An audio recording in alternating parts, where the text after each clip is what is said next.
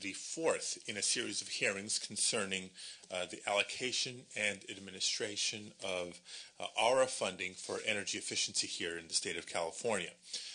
As a result of the Recovery Act in 2009, California applied for and was awarded more than $400 million for weatherization and other energy programs.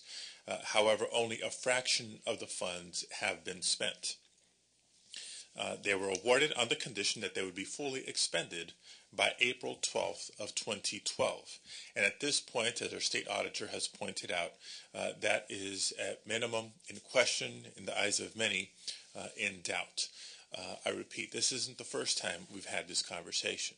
This isn't the second time we've had this conversation. In fact, as it pertains to how we are implementing ARRA dollars in California, this is our fourth hearing about this. And if anybody out there senses some frustration in the tone of my voice, know that it's not just because this is our fourth conversation about this. It also parallels conversations that we've had regarding our energy efficiency program, effectiveness and efficiency overall, in many cases in the context of our public goods charge conversation. That's probably one of the more significant policy questions that this committee has undertaken in the last couple of years. So here we are at nearly the 11th hour with millions of dollars in federal funds at risk, and most importantly, hundreds of job opportunities that are at risk. The stimuli effect that we had hoped for 2 years ago has yet to materialize. Unemployment is still at staggering levels both across the nation, especially here in California, with some California counties well above 2-3 times the national unemployment rates. And yet we have programs that have been intended to address the very issue of unemployment, and they're being held up by bureaucracy. This is a prime example of why the public is increasingly frustrated with our government at times, not to mention adding fuel to the fire in the context of, or in contrast to, the debt ceiling conversations and debate happening in our nation's capital. The state auditor advises us that 81% of CEC funds have yet to hit the streets, which is chilling. It appears that the Department of Community Services and Development has folks out there trying to spend weatherization money, but we see actually a very uncommon problem in government. That is, a department asking contractors to do more work and to spend more per project. And for whatever reason, that's not happening. I hope that today we can shed more light on the challenges of getting these funds out the door and leave here with the confidence that we will meet the federal deadlines. More importantly, I hope to come away from today's hearing with the confidence that we're on a better path to actually create the jobs. That was the primary intent of the Recovery Act, in my opinion. And I hope in doing so we can restore some confidence in the Energy Commission should we genuinely consider the role they may play in the future of any public goods charge or programs funded by the goods charge. I failed to introduce myself when I delve right into the issues. This is Alex Padilla, chair of the committee. Not joined today by other members of the committee. As many of you know, we're on a legislative recess, but I do have both Kelly Smith, chief consultant to the committee, as well as Bill Mabee, my chief of staff, here at the dais. Without further ado, let's get underway by calling forward Elaine Howell, our state auditor, and I also welcome John Wagner, interim director of DCSD, and Jason Wimbley from the same department to talk about the DCSD audit and findings and recommendations. Our second panel will focus on the Energy Commission itself.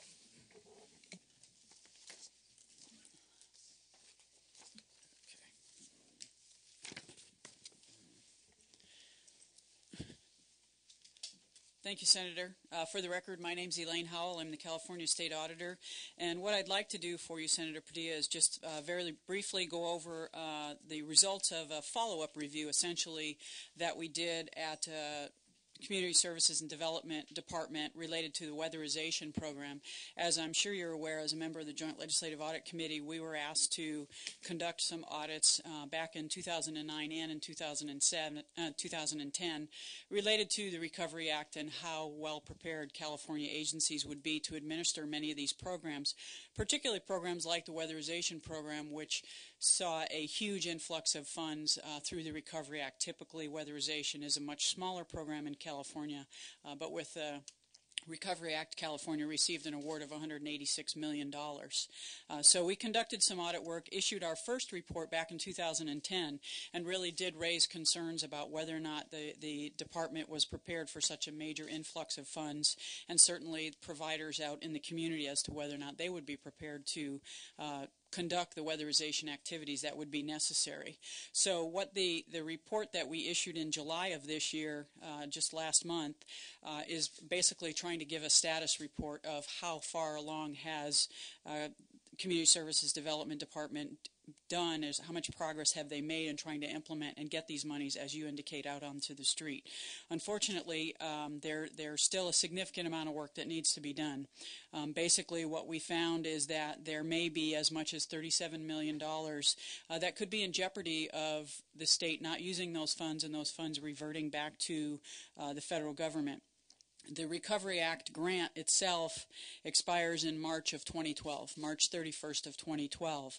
So the department, the state of California, has to have these monies expended and out the door and homes weatherized. As I'm sure you're aware, the goal of the weatherization program was to assist low-income individuals by getting into their homes, either conducting an energy audit or some type of assessment to weatherize their homes in a variety of ways to make their homes more energy efficient and hopefully save those homeowners funds at the same time accomplishing some energy efficiencies in California. I'll take you to the table on page 2, and what this table shows is not only the Recovery Act grant, but also 2 annual grants. And as you can see, the annual grants are relatively small. That's typically what the program looks like. The Recovery Act, as I indicated, California was awarded $186 million.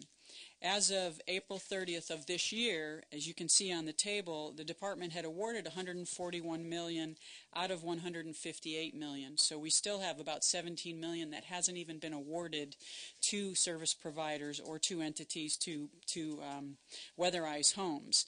The other figure that is concerning is the unspent funds. You see approximately $90 million that has not yet been spent as of April 30th of 2011. With 12 months to go, that's a significant amount of money that still needs to be expended by California, in addition to the annual grants, which expire in June of 2012. So there's upwards of $100 million that needs to be expended within the next 12 to 15 months. Actually less than that now with the March 31st date. So why is California struggling? 2 things, and as you mentioned in your opening comments. Originally, the department had expected these weatherization measures, they call them, to cost upwards of about $3,600 to $3,700 per home, depending on the types of measures that would be installed in those homes. Well, the actual amount came in much less than that, and I'm going to explain why. The actual amounts was around $2,500 per home. As a result, we're not spending as much. In addition, production was at first not meeting expectations. Production has increased, but again, we have concerns about whether or not the providers out there are going to be able to meet the targets to expend all these dollars and essentially, as you indicate, keep people employed, employ additional individuals, and certainly weatherize homes.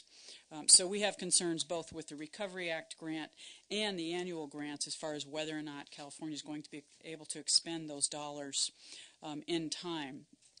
One key problem, and we identified this back in the first audit report that we issued in February of 2012, or 2010, was there were many service providers that hadn't been on contract yet. And in specific regions in the state, California did not have service providers.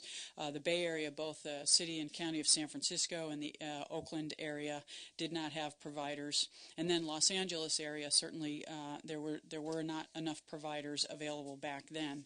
The department was able able to contract with some providers in all of those regions. In Oakland, they contracted with a provider who estimated that they would have 269 homes weatherized by April of 2011. Unfortunately, when we went in to look, we found that they had not completed any units as of April 30th. So they didn't even weatherize one home, and they had estimated or forecast that they would have weatherized 269.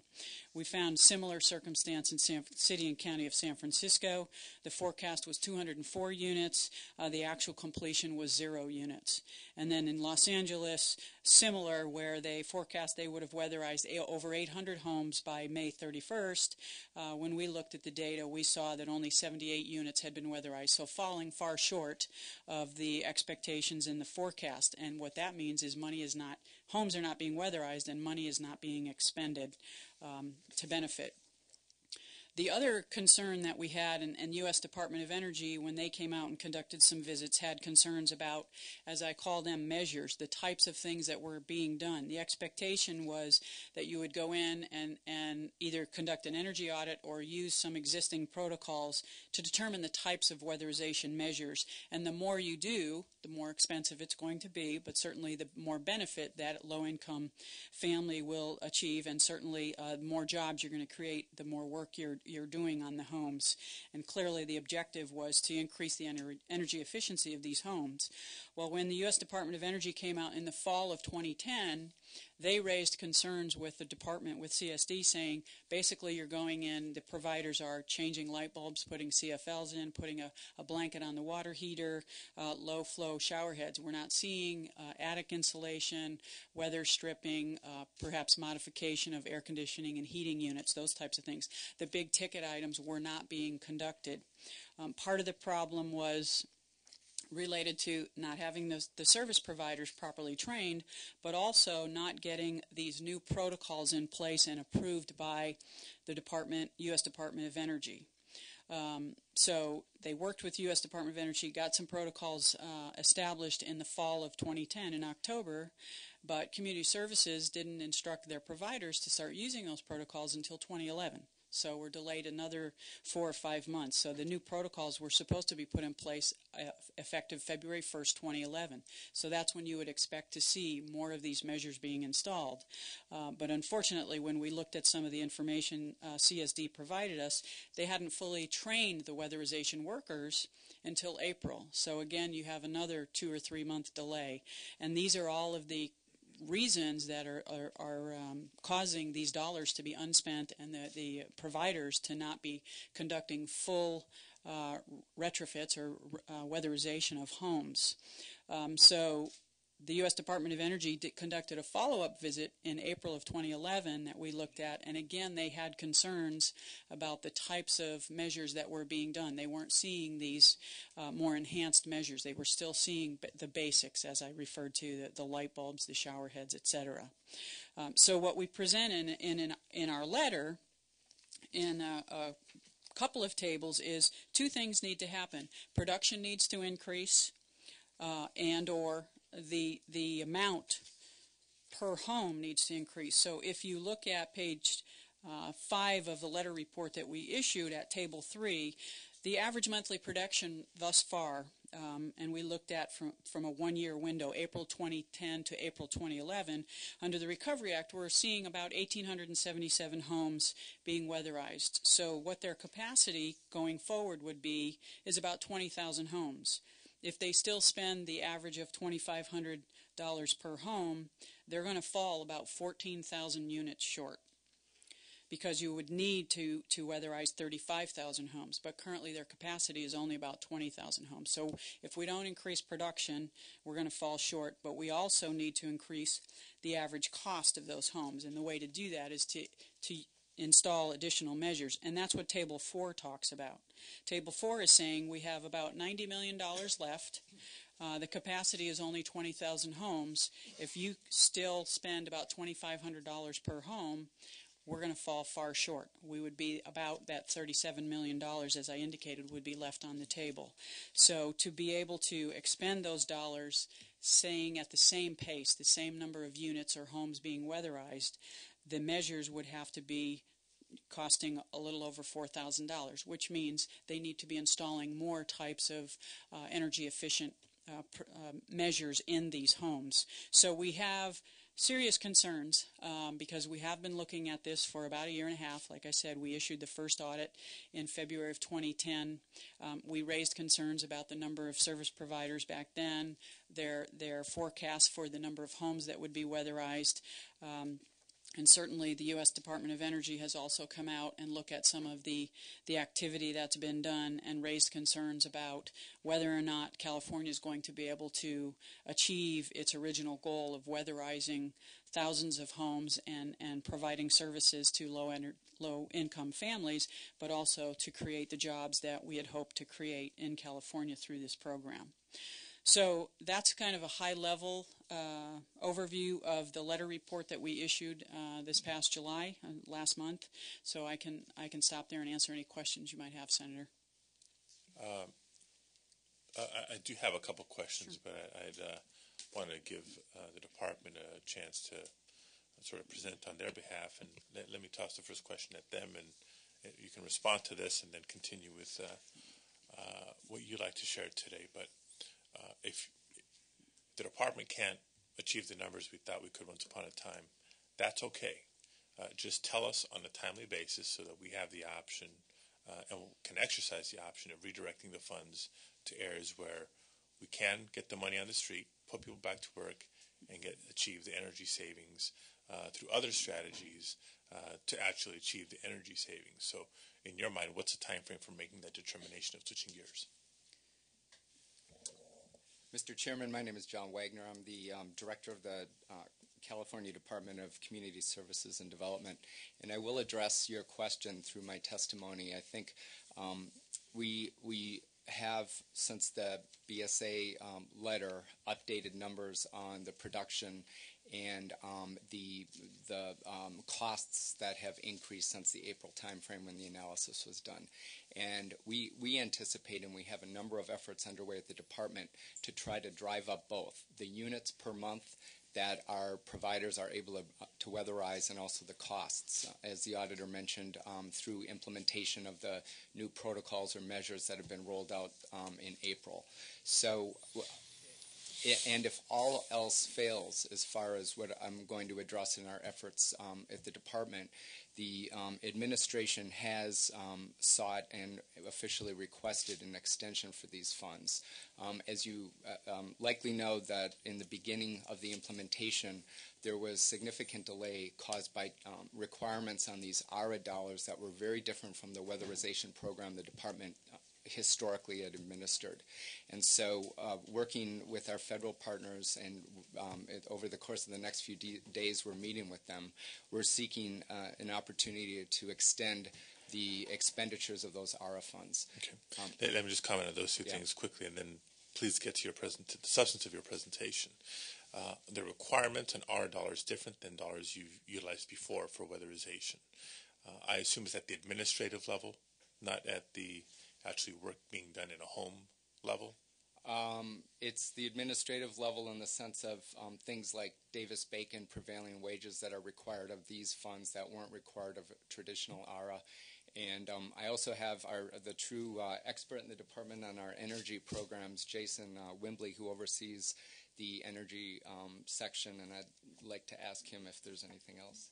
Yes, at the administrative level and at the ground level, the influx in ARRA dollars provided unique opportunities to California to explore doing more in the homes than we were accustomed to doing when the grants were funded at around $4 or $5 million.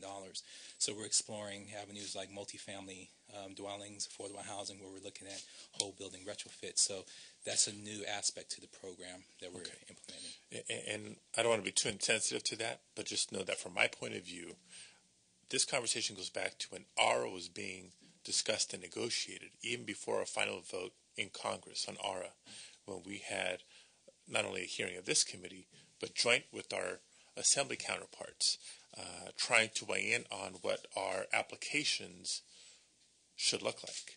And one of the things that we as legislators were told by this department was we have built-in infrastructure both at the department level and through contractors, both for and nonprofits and communities throughout the state, that we could ramp up.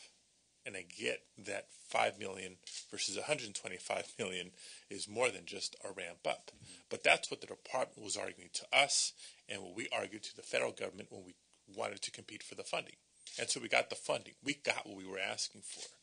And to not be able to back up our claims is a significant concern. The other big observation that I mentioned in my opening comments, we have this debt ceiling debate context here and now.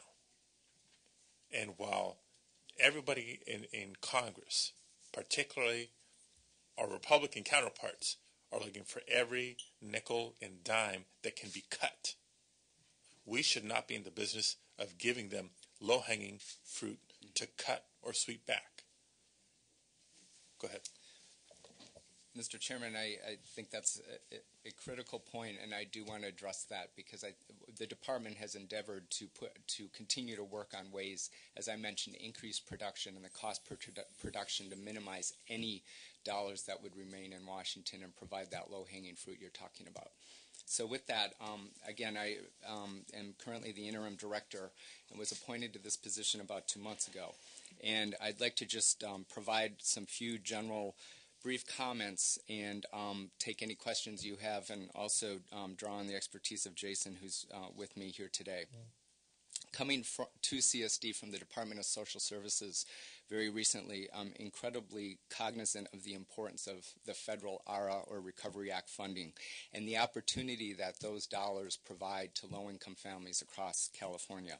CSD is still in the process, as we've discussed, of administering these ARRA-funded services, which are available through March of 2012. DOE's WAP, or Weatherization Assistance Program funding, provides eligible households with services designed to improve the energy efficiency of their home, reducing energy usage and costs for low-income households while safeguarding the health and safety of the household. Income eligibility is set at 60% of the state's median income, or SMI, which is about $47,800 for a family of 4. The goal of all of our programs in the department is to improve the quality of life for low-income Californians.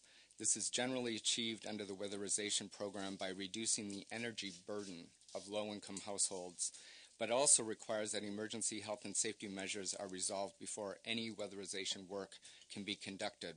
And examples of that could be anything from defective heating and cooling units to repairing carbon monoxide leaks. I'd like to specifically now turn and address some of the findings of the Bureau of State Audits in their letter that the members received back on July 11th. BSA has been examining our capacity at the department to administer these ARRA funds since they were first provided, and we appreciate the review, and it has highlighted issues that need to be addressed. Their analysis continues to be extremely useful to us in doing just that. The BSA analysis was focused on the performance trends of local providers in the areas of rates of production and costs of the units, which I mentioned earlier, and the total expenditures through April 30th. And as the auditor acknowledged, we have increased the production, and we are close actually to the goal of weatherizing the original goal of 43,000 homes. But our costs per home of weatherization are not running as high as we originally estimated. This means we, as the auditor indicated, we have to weatherize more homes or provide more services per home to drive up the cost to fully expend the ARRA resources that were given to California, the $185 million. I'd like to point out that California did meet the production benchmarks last fall that the federal government required for us to get the second half of the ARRA grant, and we have now obligated 100% of the local assistance dollars, which are the dollars that go to the local providers to provide weatherization services, actually serve the units, to weatherize homes. In addition, there are several important departmental efforts underway to maximize these federal resources coming into California to ensure that these funds are spent in an appropriate way so little, if any, funding is left in Washington. First of all, we have seen an increase in both expenditures and production since the April timeframe, with actual numbers for both May and June subsequent to the analysis. We've increased the number of homes weatherized from the 26,807 highlighted in the letter to 30,592, which is 71% of our projected goal within 9 months to go. In addition, we have increased the average per unit cost from the $2,539 in the analysis to $2,845. Admittedly, as the auditor mentioned, below what our original projection was, but it's trending in the right direction because of the use of additional measures.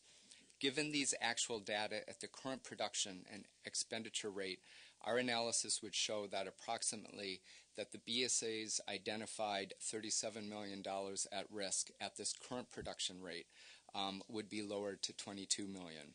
And I want to emphasize that that's just the current production rate, because I do want to go through a number of efforts at which the department is focused to increase both the units of production and the costs. The BSA letter mentions that the DOE ARRA local service providers have installed fewer weatherization measures because of delayed implementation of the new state protocols or measures referred to as energy audits, expanding required items for installation. Since the rollout of the new protocols in April, CSD has provided additional training and technical assistance offerings to both improve the crew proficiency in applying the new protocols and to facilitate statewide implementation of these protocols. We anticipate that with this training and full implementation, we will continue to see increased production over the remaining months ahead. Thirdly, I'd like to point out the department's effort in that over the past couple of months, we have convened a number of meetings with our network of energy provider associations that you referenced, the infrastructure, to examine actual production of each of our 39 ARRA local energy providers. Together, we are in the process of engaging these local providers and addressing individual barriers to production and identifying realistic goals for each provider's production for the remaining months of ARRA. And over the course of the next months, we will, if necessary, reallocate resources to those providers who have the greatest ability to deliver actual production over the remaining months of ARRA. Fourth, this collaborative process with our network and energy provider associations and individual providers has resulted in the state's identification of key federal issues that are barriers to California's ability to maximize the production goals. I escalated these issues to the U.S. Department of Energy last month, and we continue to have discussions with DOE on needed federal flexibility on these issues so that our providers can enhance their production to meet the goals. In fact, we're meeting with DOE the course of today and the next couple of days here in California, and we've already been able to reach agreement on some of the more minor issues, but look forward to continuing to work with DOE in the days ahead during their visits to increasing the number of measures that can be done. Fifth, we continue to work with the local service providers to increase production, and one aspect of this is targeting more multifamily buildings that result in higher investments. Through a recently executed contract with the Association of California Community and Energy Services, or ACCESS, we are providing additional technical assistance to help local providers quickly address and overcome challenges involved in weatherizing these larger scale buildings, which will augment our rate of production. Simultaneously, we are identifying a pool of qualified contractors that can conduct the specific energy audits required for multifamily buildings. And finally, since the last energy efficiency hearing, we have held a number of meetings with the California Public Utilities Commission and the California Energy Commission to look at opportunities to more fully coordinate between us. I am pleased to report that we have already been able to coordinate in some immediate areas. We now have a presence on the Energy Upgrade California website, which I know you, Chairman, inquired about at the last hearing and which just went live. Additionally, coordination with the CPUC was able to help us in identifying part of the pool of qualified auditors to perform the large building energy audits that I referenced earlier. We are also continuing to explore additional areas of collaboration that may require longer-term planning on both of our sides. The final point I'd like to make to the committee is that we have worked within the Brown administration to seek a federal extension for expending ARRA funding, which would also extend the jobs created and retained through this program. Though I believe our efforts that I described above will enable us to maximize the federal resources coming into California during the remaining months of ARRA, the truth is that when ARRA weatherization was first launched, there was a delay for just under a year before appropriate federal guidance was given to states on Davis-Bacon or the prevailing wage issue. Prior to ARRA, our weatherization program did not require this. Post-ARRA, we did require it. This and other new requirements triggered extensive changes to service agreements with our providers that had to be negotiated, which ultimately caused some delays in production. So this administration has worked to officially request from DOE a year's extension of ARRA funding. I want to close by again thanking you for focusing on this critical issue. I'm confident that the efforts that I spelled out earlier will help us in meeting our original production goals, and I'm incredibly fortunate to be working in a department with many qualified folks like Jason and with a network of qualified producers who are helping low-income Californians. Thank you for the time. Okay, thank you. Let me start my questions of both of you just by acknowledging from what I hear, correct me if I'm wrong, but you're acknowledging that some of the concerns and criticisms raised by this audit report are valid, and some may not be as concerning to you because there's updated information, etc., but an acknowledgement that some of the points in the auditor's letter are valid. Is that correct?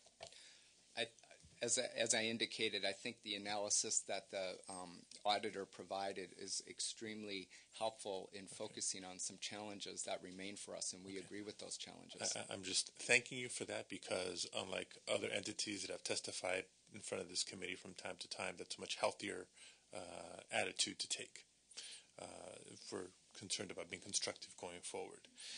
First question for the auditor. You acknowledge in your letter and in your presentation about, well, it's not just ARRA funds that haven't been spent or haven't been encumbered, but even factoring in prior year carryover of funding sources. How indicative is the fact that we have carryover from previous years of an inability to spend money on a timely basis? Well, a lot of federal programs or federal awards are more than 1 year. But certainly these annual awards having been carried over, and the state actually for the annual grant, it was expected to expire in 2011, but the department for the annual grants asked U.S. Department of Energy for an extension on that. So we received a 1-year extension for the annual grants. So that's why, again, we were concerned because we already asked for one extension, and now we're asking for another. Not that my office disagrees, because back in when we issued the first audit report, we were commenting on some of the new requirements, as Mr. Wagner indicated, Davis-Bacon, prevailing wage, etc. There were a lot of new requirements that the federal government put on these funds and on the service providers, but our encouragement back in 2010, February of 2010, was you've got to continue to work with the federal government, and you've got to make sure that you have the protocols in place to assist the service providers, because you still have the annual money coming in that you need to use to expend, or that money could revert, and then now you have the recovery money ladled on top of that. So it certainly does raise concern, and that's why we've tried to stay on top of it. I would echo your comments, though, as far as this department, when we first raised these issues, they were responsive. We think they're continuing to try to deal with some of the issues. But again, the clock is running, and if California is not granted an extension, we're really going to be pressed to be able to accomplish what we originally intended with this particular program. And that's why my concern and sense of urgency. I mean, I won't go as far as saying I commend you for seeking a 1-year extension, but I recognize that you have. I can't operate based on the assumption that we get it. I have to operate based on the assumption that we will not. And so what do we do between now and the time that this money is either spent or reverts back to ensure that we maximize the benefit for California. Question for both of you. We've heard a lot about dollars and cents and production units and amount per home being invested, etc.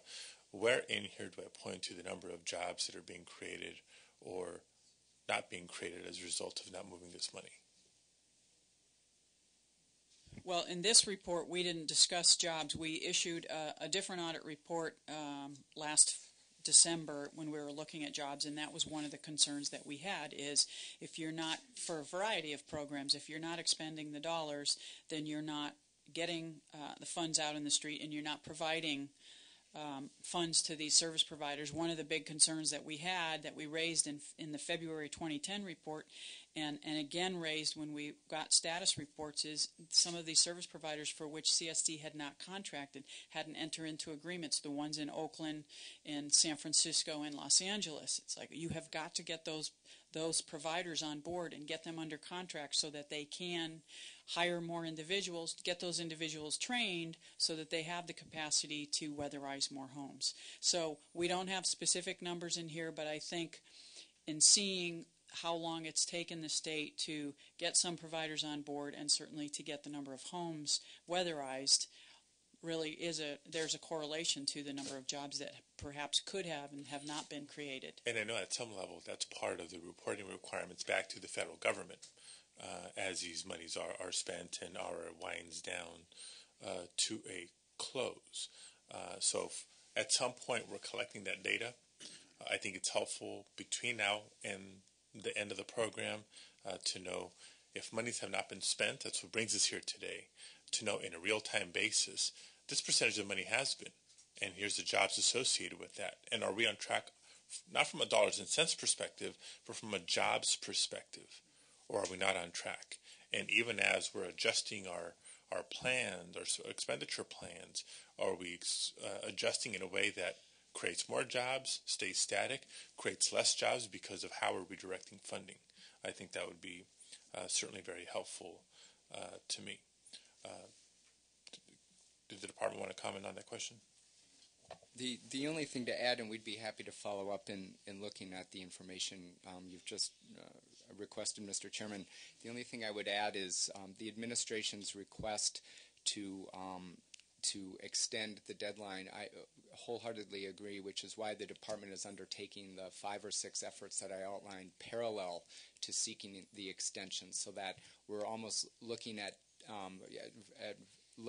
two parallel tracks of trying to fully spend these ARRA resources.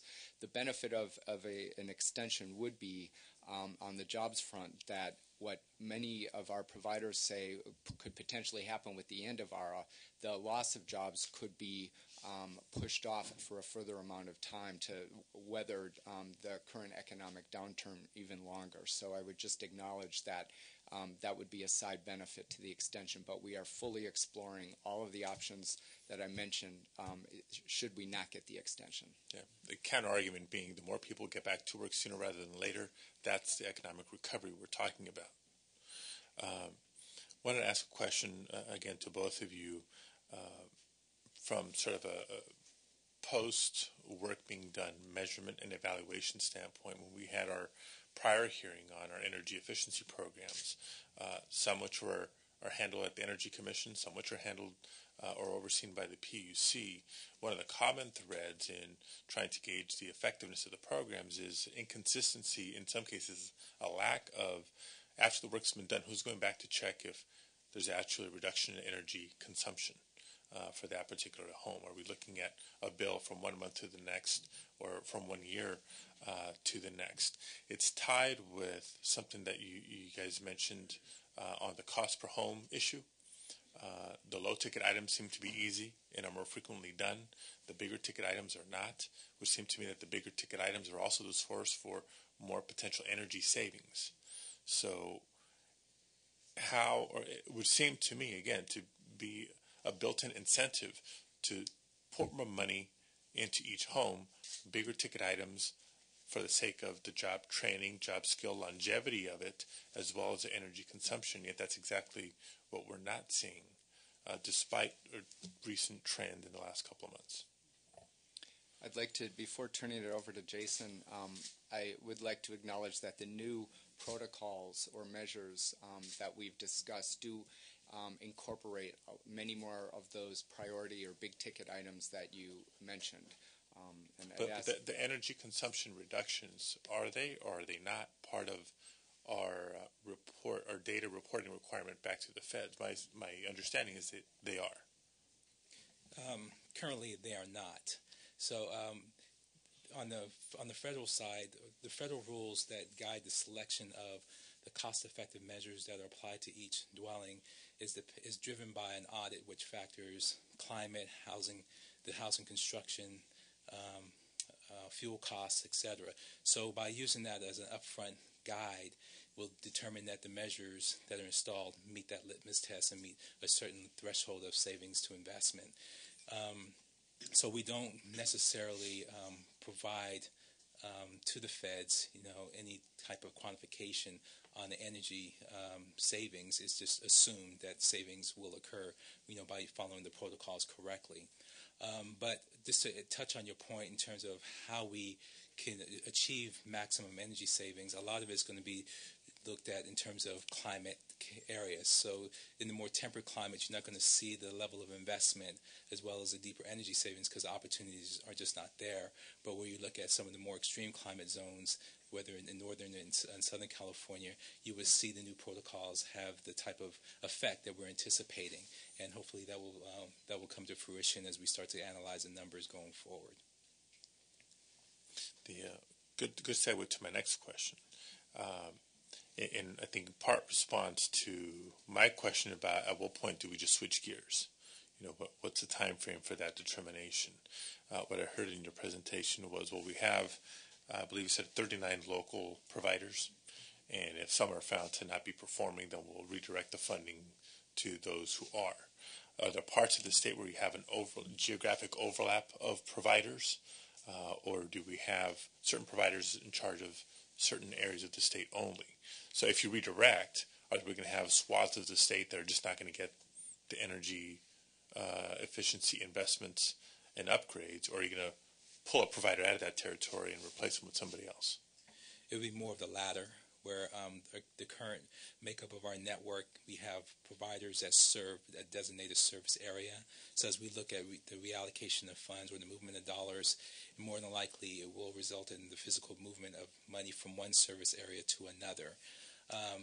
And just based on our planning and strategic efforts going forward, we're trying to work within a short time frame to expend the dollars. So it'll be a very daunting task to ask some of the providers that are better performing agencies that are very experienced in operating in their primary service area to expand and take on new areas. So as we look at the reallocation of dollars, we're asking all of our providers to look at providing an honest assessment on their abilities, and hopefully that will lead us will lead us to the outcomes of moving monies to areas where we feel more confident that they can be expended. So I know we got a slow start, and we were slow to ramp up, but we're less than a year out of the deadline. Do we have a list of these 39, maybe even ranked, of which providers are doing well and which ones are struggling? Yes, currently the department is actively conducting a thorough analysis of each agency's capacity and performance to date. And when will we have that ready? The outcome of that analysis will be available mid-August. And with that, we will identify underperforming agencies as well as to try to match up at-risk dollars, with stronger providers that can take on those. Okay. So the legislature reconvenes on August 15th. If I can have that list by then, that would be very helpful in how we continue this conversation. Question back to the department and then the follow-up to the auditor. You mentioned there was concerns that were escalated from within and taken to the federal government for sort of resolution or discussion. Were all the concerns that you're referring to strictly bottom up, or were there some that were an outcome of the federal audit looking at our implementation of these dollars? I would say most of the issues are bottom up, where looking at where at the ground level, the agencies that are tasked with the local administration and delivery of services have identified a number of policy-related issues or barriers that were impeding their ability to perform. Some of the issues were in new territories or new waters that we were exploring. As an example, in the affordable housing arena, where this is the first time the program has really endeavored to take on this type of approach for providing weatherization services to that type of housing stock. And there were a number of other issues that were less significant but still important to our local providers that we needed DOE to weigh in on our behalf. Okay. And Ms. Howell, I assume you're aware of the federal audit? Right. And what findings or recommendations from the federal audit are sort of consistent and just redundant with yours, or if there's any new territory or areas of concern that it brings to light? I think the U.S. Department of Energy audits and then the Inspector General at the federal level have raised issues similar to what we've raised in our initial report and certainly in our subsequent follow-up reports. But they continue to, some issues that they've raised we hadn't really followed up on, and one is when the new protocol was put in place. First of all, it took a long time to get the new protocols in place. The U.S. Department of Energy approved those protocols in October 2010. U.S. Department of Energy Inspector General is saying we're not seeing those being CSD expecting providers to roll those out until February. So you're looking at a 4-month window. And then when the U.S. Department of Energy again came out to audit to determine, okay, how well are the service providers being trained? Are they fully capable of implementing these measures and these new protocols that would increase the types of things that are being done in the homes? And they came out and looked at that. That's not something that we would have looked at, and they raised concerns in their most recent report about the training wasn't completed until April, a few months ago, but even subsequent to that, when they came out and were observing some crews conducting some of the weatherization, they were still seeing crews struggling. So they made some additional recommendations to the department to enhance the training that's provided to these crews, so that because there's a short window of time, that you make sure that they are well aware of all the protocols and they are fully trained and able to implement the additional measures that would enhance the energy efficiency of the homes and certainly increase the amount being spent in each of those units. So that's about the only thing that's in addition to some of the follow-up work that we've been doing. Okay. And just to go back to something that's I think basic in this discussion, when we talk about this, the new protocol that's called for now that wasn't called for at the outset, this new protocol specifically just being the fact that we have to do an audit on the front end before the actual retrofit work, is that all it is, or what else is there? Well, there are two guiding principles of the protocols. One is an energy audit that's very specific to multifamily and single-family dwellings. So there are two different types of audits that have to be performed on each of those types of buildings. In addition, there is a priority list where an energy audit is not required, but for certain housing stock, the agencies will have to follow the priority order of those measures and just kind of work off of a priority list. So it's more of a prescriptive measure approach. So the priority list was easier to implement.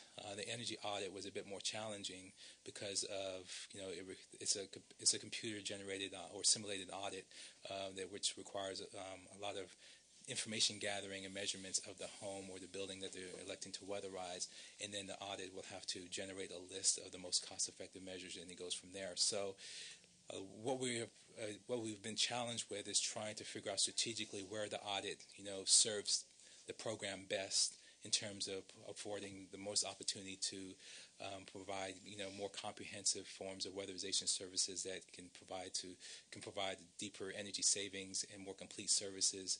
And a lot of that is really driven by, regional, differences, as I mentioned earlier, climate, fuel costs, and housing types. So there's a formula or some sort of a schedule of when yes, you use an audit versus when you use the priority list. You're correct. Okay. Let's come back. Yes. Excuse me, I'm sorry. I just wanted to add one point related to that. When you're looking at the new protocol, and we pointed out in our letter, one of the big differences between the protocols prior to the older protocol versus the new. The older protocol allowed service providers to decide kind of the kinds of measures they were going to implement in a home. The new protocol actually requires service providers, we mention it in our audit, this letter on page 6, where they're required to install measures identified as priority. Again, the ceiling, wall and floor insulation, programmable thermostats, etc. They have to provide an excuse for not doing that. It's a requirement now, and what CSD is intending to do is to enforce that by going out and conducting inspections, which they're required to inspect a certain percentage, I think it's about 5% of the homes, to make sure that the measures put in meet quality standards and actually were installed. But this new protocol actually puts some mandates on the service providers, which I think will make a difference as long as CSD is enforcing that new protocol. I just wanted to point that. And that's an important point. So we're verifying not only the installation, but the proper installation of some of these measures. And it leads into another question that I had on that point, and I'm quoting from your letter. Community Services anticipates that some service providers may face difficulties complying with the requirements to install all priority measures, but noted that service providers will need to subcontract for any work related to installation of feasible priority measures they are unable to install due to staffing or equipment limitations. To what extent have we seen that? My concern off the top is, well, if we have providers that just aren't capable of doing this work, should we not be substituting them out? If we're going down the path of contractors now subcontracting for the work, and possibly at some point the subcontractors subcontracting, everybody taking their 10, 15, 20% off the top, how much money actually gets down to the actual retrofit versus overhead and administration? And is this a concern that you... Well, it's a concern that we didn't get into specifically identifying how often that's happening or the frequency of it, but we felt it was important enough because it ties back to what I was just talking about as far as providers are now required to install more measures, and what the U.S. Department of Energy is concerned about is, are these providers being properly trained, and do they have the capability of installing all of these measures? And if not, what is CSD going to do to either use a different provider or assure that that provider finds the expertise to assist them in installing that particular measure? So that's why you see it in the audit letter that we had. We didn't get into looking at specific contracts or specific instances, but we felt it was something that we needed to bring to the legislature's attention, and certainly remind CSD that they need to make sure they're working with the providers so that they have the capability of installing all the measures they're required to install. For the most part, many of our providers have in-house crews or their own employees that perform the weatherization services. There are certain weatherization activities that agencies, for business reasons, elect not to do in-house and will elect to outsource to capable providers to provide those types of measures. And most commonly, those items will include HVAC, sometimes some types of insulation activities, and glass or window replacement. So we have already messaged to the providers that with the new protocols, they cannot cherry pick. They have to follow the order of the measures that are on the prescriptive list. Any measure that's called for and the house is able to receive those measures in accordance with our installation guidelines and standards, they have to do it. Now it's just a matter of whether or not they're in a position to do it themselves, or they elect to outsource. But one of the drivers of that decision for the agencies is going to be timing.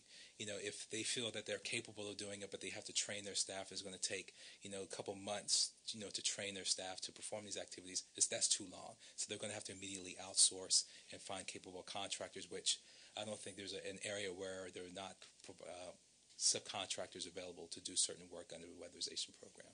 Okay. And do you guys have at the department level guidelines or policy in place to just make sure that those subcontractor or those subcontracts aren't top-heavy? Yes, they have to be competitively bid. So we would make sure that, basically they're going to be based on what the market will dictate in terms of those activities. We don't have a set number that they cannot exceed for overhead. No. Speaking of subcontractors, you have the letter outlines 3 municipalities, Oakland, San Francisco, and Los Angeles, through their utility, and how quickly they've been implementing or not implementing their awards. Do we have any updates, or do we continue to struggle with those? I will speak to the city of San Francisco and the city of Oakland first. Those municipalities are a bit unique because they are placing a significant emphasis on weatherizing affordable housing properties in their communities. So even though the reports do not reflect productivity on their part, because productivity is measured primarily on completed dwellings and yielded expenditures, we are closely monitoring those 2 providers, and they are making measurable progress towards weatherizing properties. In fact, the city of Oakland and the city of San Francisco have buildings that they have in the queue, or projects that are in the queue where they're in their early phases of the weatherization production life cycle, and they have in some cases performed audits that the audits have to go through CSD for review to make sure that the scope of work meets with the DOE requirements, as well as all the leveraging of the various funds comport with the federal requirements. So we anticipate that in most cases those projects will go into construction phases within the next 30 to 60 days. For the City of Los Angeles Department of Water and Power, they're taking a different approach where they're focusing more on single-family dwellings, and they actually have they're using in-house crews or employees to perform the weatherization work. They have missed their targets, for the first couple of months. As a matter of fact, the department sent a team of program staff to go out to evaluate the city's weatherization program.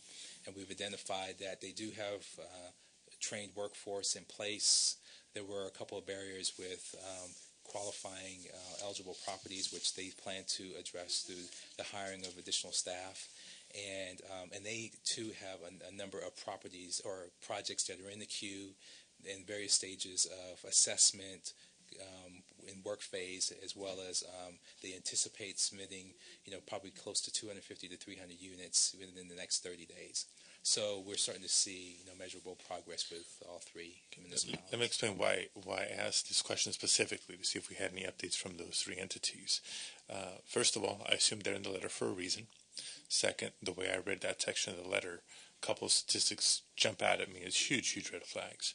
For San Francisco, mind you, this is a little bit dated now, they had reported expenditures of 7% of their overall $1.3 million award, yet had not completed any units as of April 30th. But they intended to begin weatherization work by mid-May. Okay. Oakland, they had reported expenditures of 12% of their $1.9 million award and had not completed any units. Some people may say 12% is not a lot of money, we're just getting started. I don't think it's an insignificant percentage of your overall award.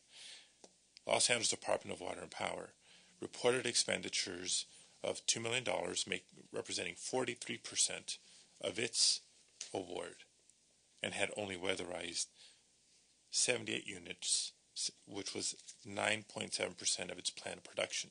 So they had burned through 43% of the money and had done less than 10% of their work. Mm-hmm. Please tell me something different.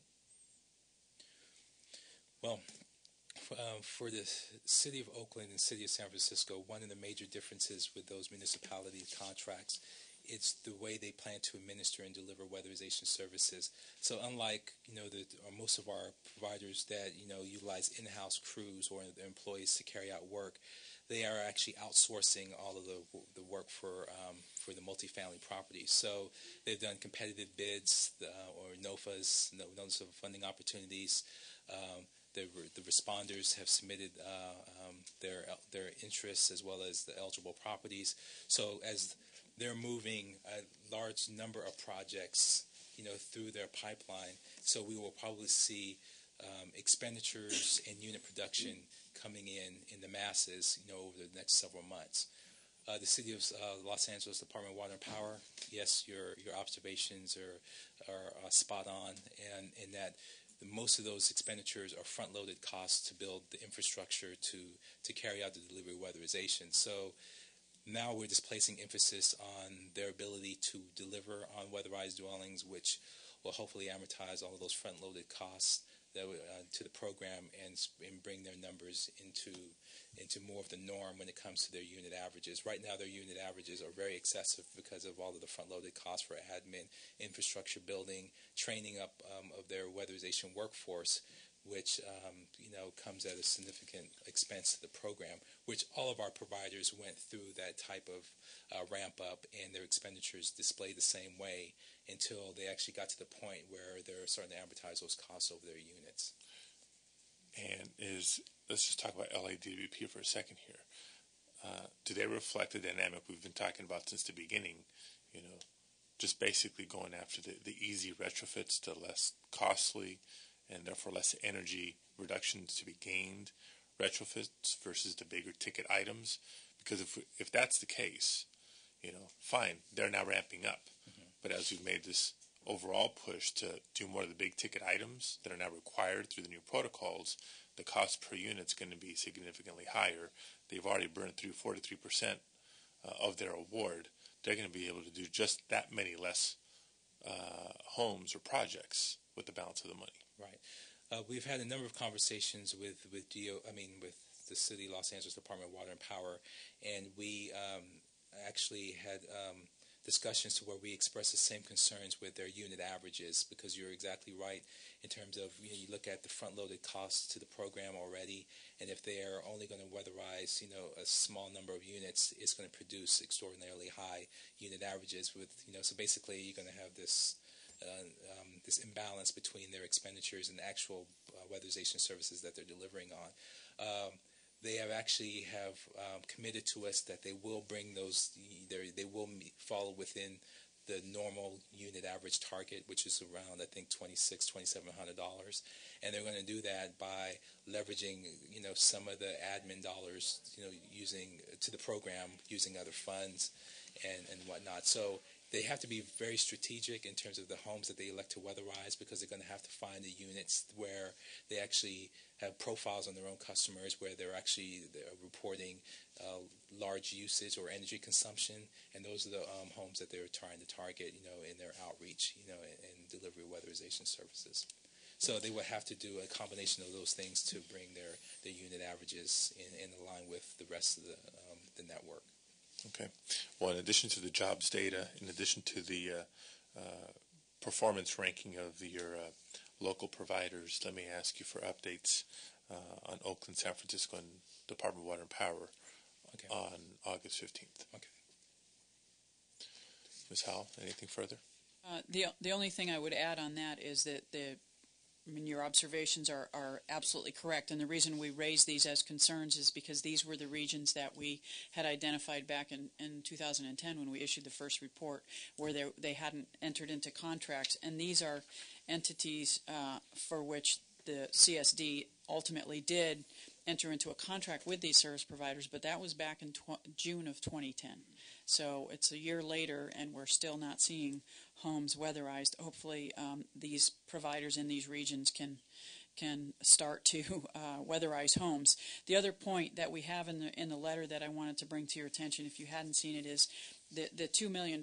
You're right, 43% of that has been spent, but CSD also awarded some additional funding to LA Water and Power, another $8.5 million for weatherizing homes. So they've received an award of about $12 to $13 million. So that's what you should be seeing from the department when you get some of the data that they're going to provide in the middle of August. And was there an increased workload associated with that increased budget? Yes. Yeah, in the letter we explained that the expectation is that they would weatherize. Originally they were looking at about 800 homes. Now with the augmentation or the additional funding, they should be weatherizing over 2,500 homes in Los Angeles. Okay. Anything further from the department? No. Okay, we'll expect to hear from you in a couple weeks. Thank you very much. Let's move on to our next panel for today, looking at ARRA funds that have been awarded to the California Energy Commission. Ms. Howell's still at the table. Let's welcome Robert Oglesby, new Executive Director of the Commission, as well as Panama Bartholomew from the Commission as well.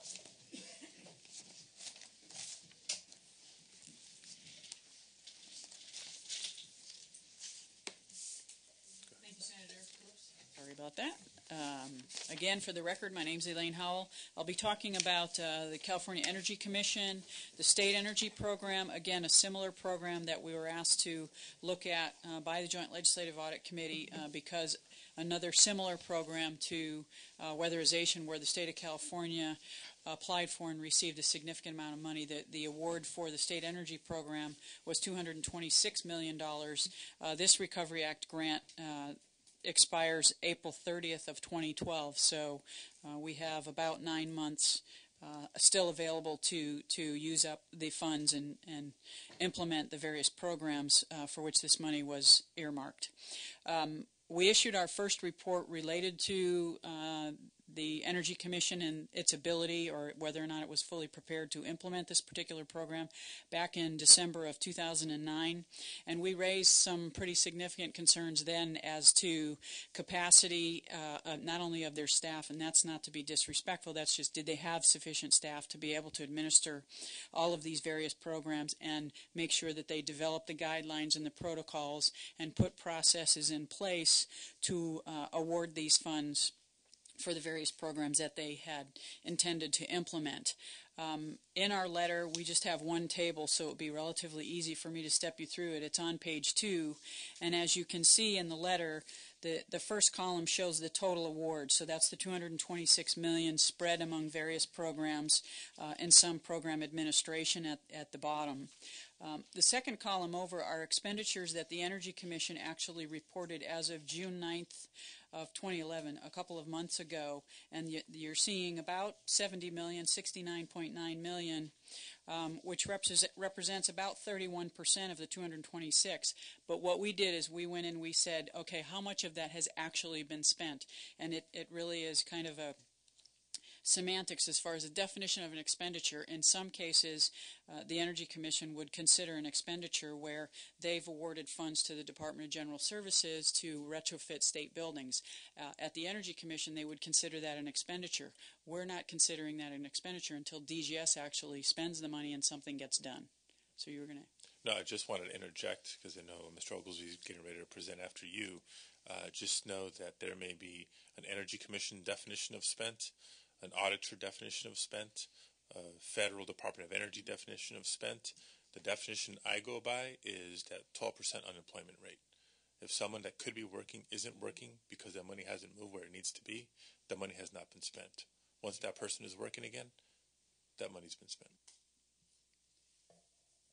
Okay, Senator, and I wanted to make sure we explained our definition, certainly, of an expenditure. So in looking at that column, the $42.7 million is money that actually we see in an expenditure category. So something has actually happened with that money. Either a program's been implemented, individuals have been hired and paid, etc. And then the column on the right-hand side, the amount remaining to be spent, is the difference between what we consider an expenditure, the $42.7 million. So $183 million remaining unspent. And again, let's recall that this program, the State Energy Program, expires April 30th of 2012. So we have 9 months from actually from today or July 30th. And that shows about 81% of the funds that were awarded to the state of California remain unspent. So we have very significant concerns about California's capability of being able to implement all of these programs and to get the dollars spent, to get programs up and running, and to get people employed, and certainly trying to impact the unemployment rate, but certainly also accomplishing many of the intentions of these programs, which are retrofit programs, the jobs training program, etc.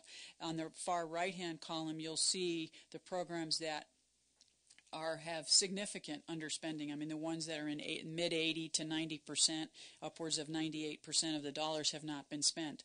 The two programs that have spent more than most others from a percentage perspective is the workforce training. That program we had looked at again when we issued our report back in December of 2009, and the same thing with the one towards the bottom, the energy efficiency state property. That's the award that went to the Department of General Services. The clean energy workforce are awards that went to Employment Development Department and Employment Training Panel. And again, when we issued our report back in 2009, those programs were already getting up and running, so that's why you're seeing more expenditures, but that's been a year and a half. So we have some very serious concerns about whether or not many of these programs are going to get up and fully running and the dollars being expended by the state of California before the deadline.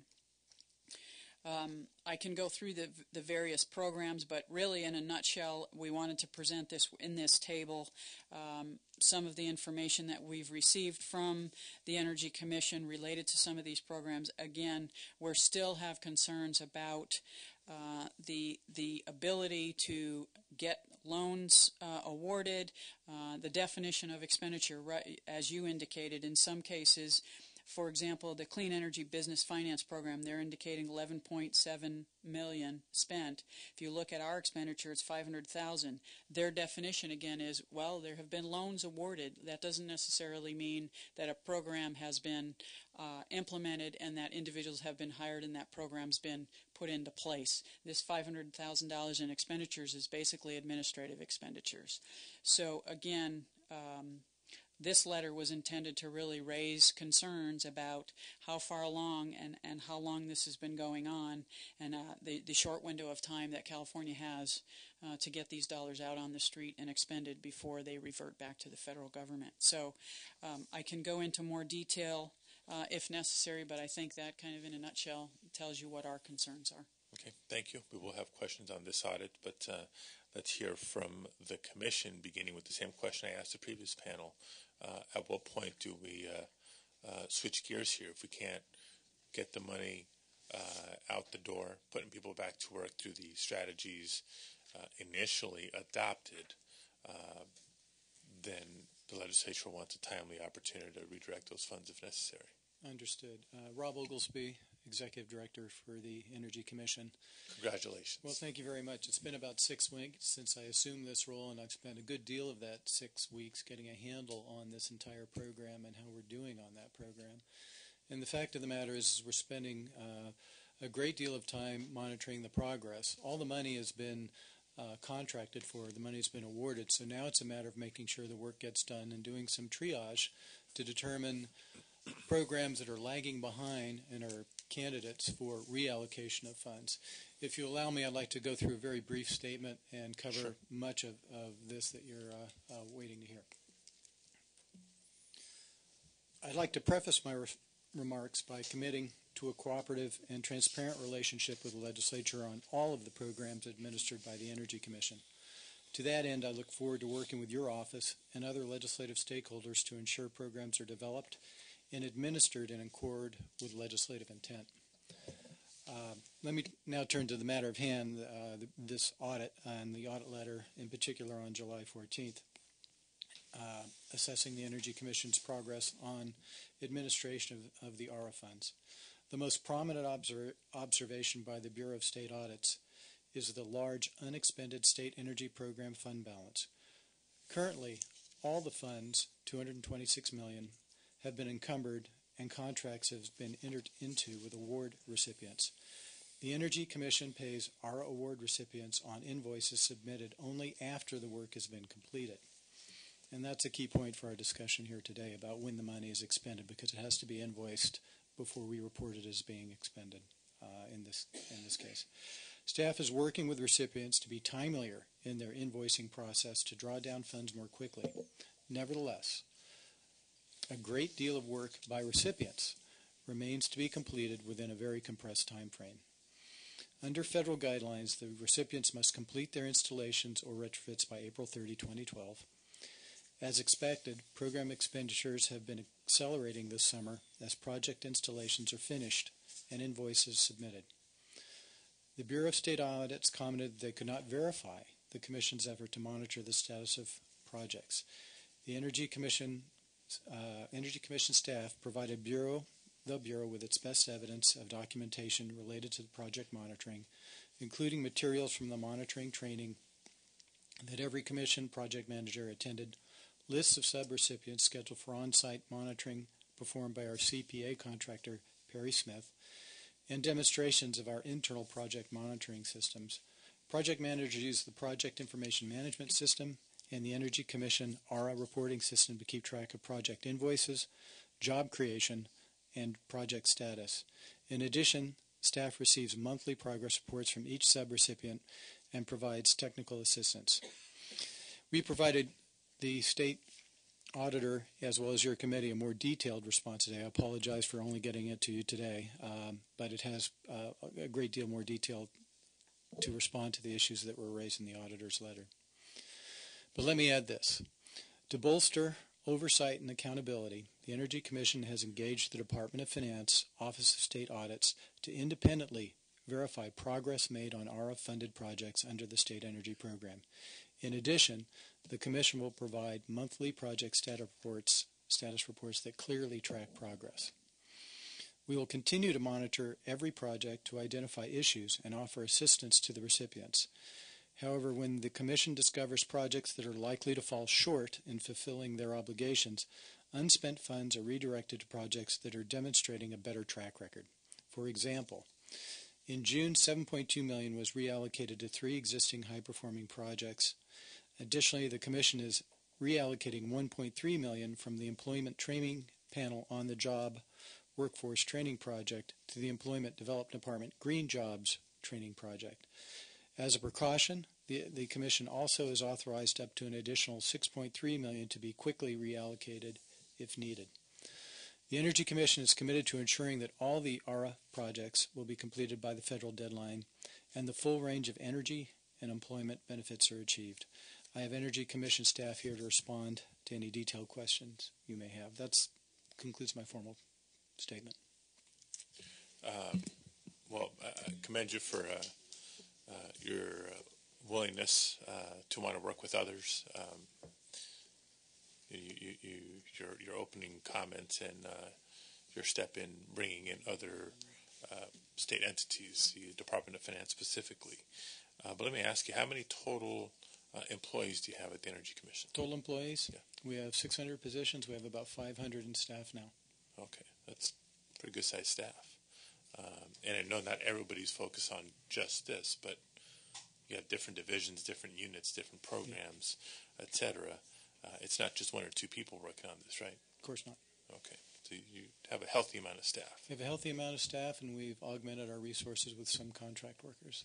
Okay, and an independent oversight or review or ongoing assessment isn't unhealthy, but I just want to make sure that we're not talking about a situation where you are significantly understaffed, and so therefore that's the reason for this work not getting done. No, I think more to the contrary. I think that I'm proud. You're overstaffed? No, but I'm proud of the fact that the work that's in the Energy Commission's hands is essentially complete. We awarded the contracts. We've got the money and the agreements out the door. I think the stage we're at now, in spite of the startup of the program, which I certainly acknowledge, is to make sure that the awardees are able to progress significantly on doing the jobs, working through their contractors, their subcontractors, making the installation. So I think the phase of the project that we're in now is making sure that those external to the Energy Commission are following through with the job and installation work that they have to do.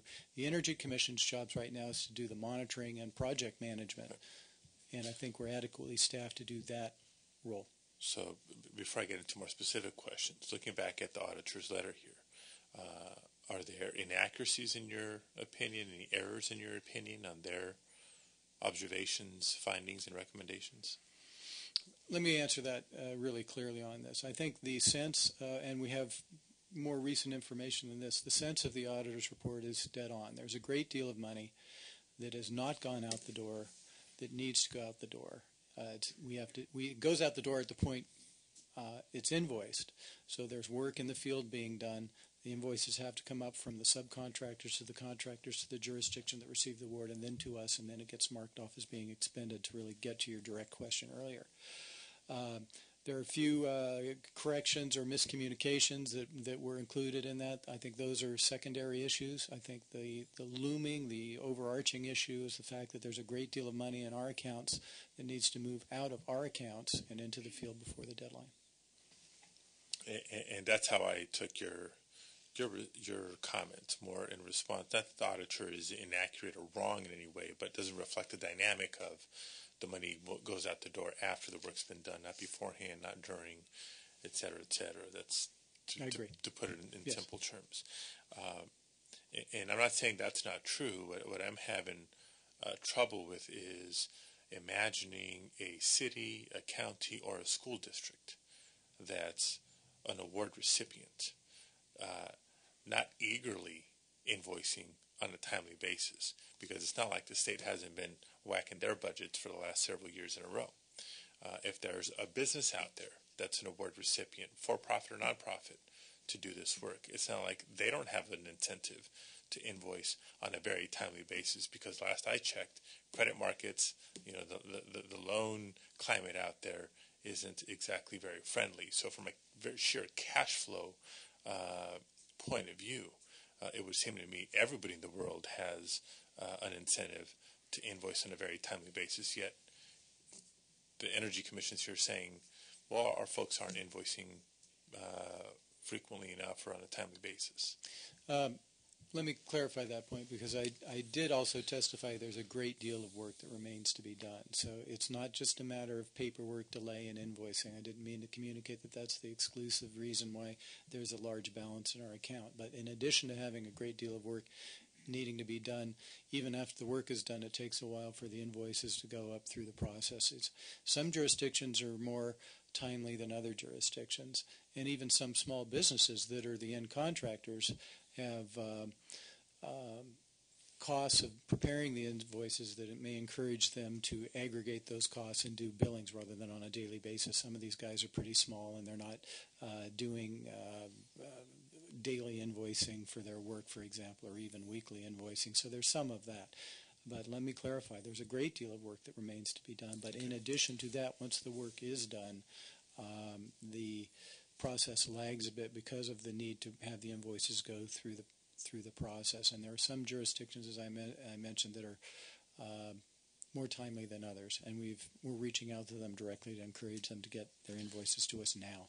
So I acknowledge, and one thing that's been abundantly evident today is we were slow to ramp up, slow to start, and then slow to ramp up.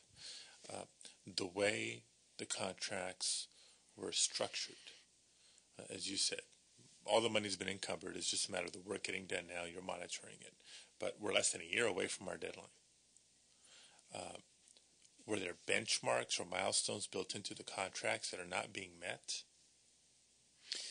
Let me ask Panama to respond to the details of what was in the actual contracts themselves, if I might.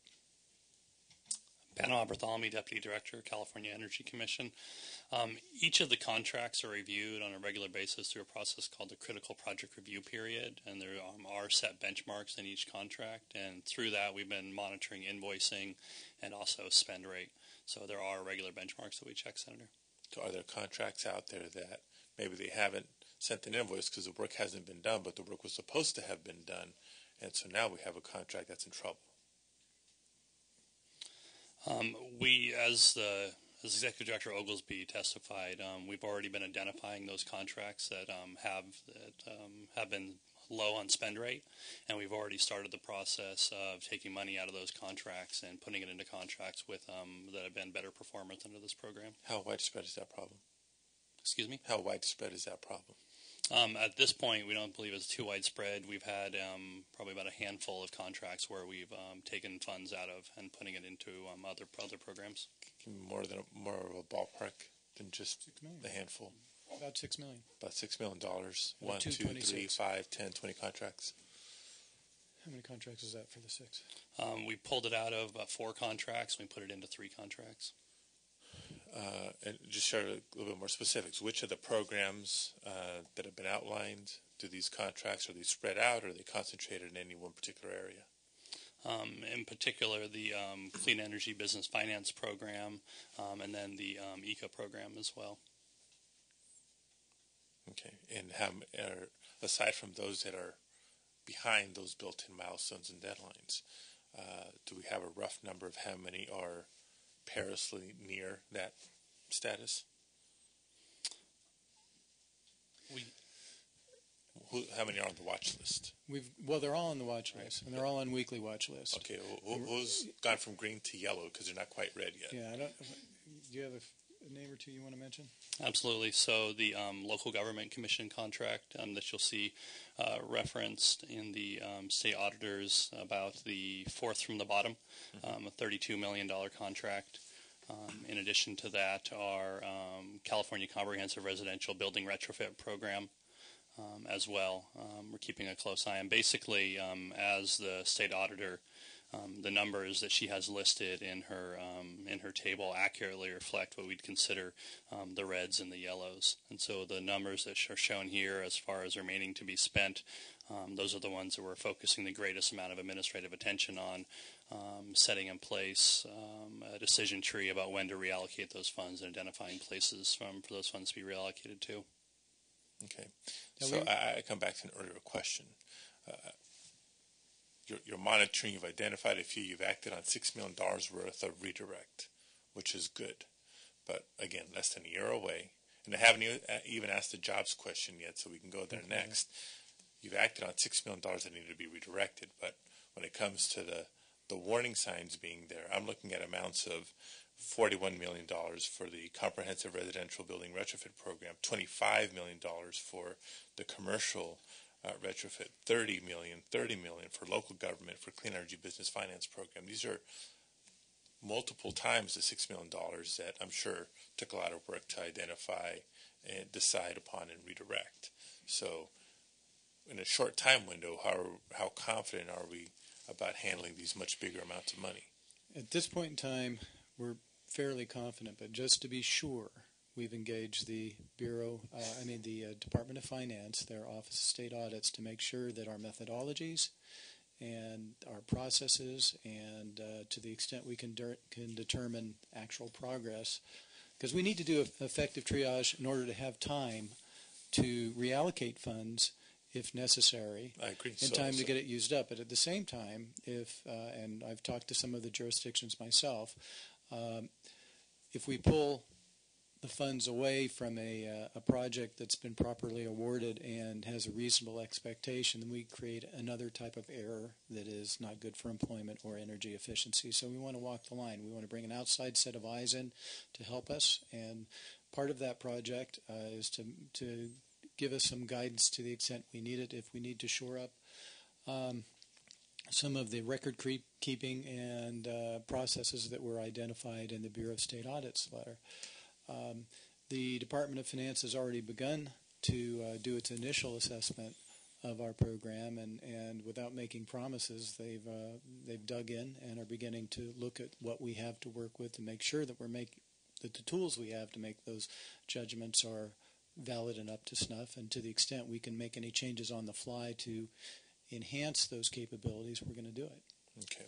Well, you heard me make several requests of the Department of Community Services and Development. Let this be the first of a number of requests of you, that by August 15th, when the legislature returns, we have an update on the timing of a decision of whether to stay the course or switch gears, pending, on these contracts performing according to the milestones or benchmarks that have been built in.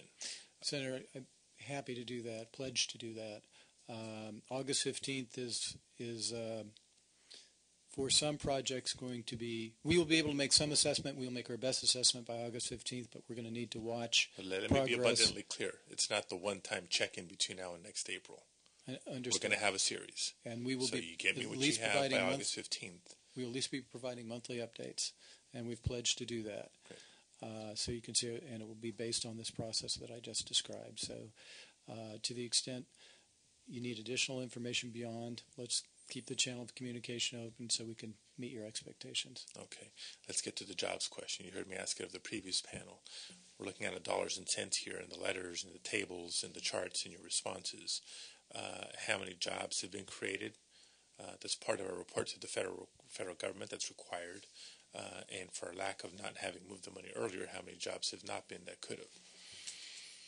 The jobs question is also one that trails the process, unfortunately. We end up with a very small number of direct jobs that largely reflects the contractors and doesn't reflect the worker bees.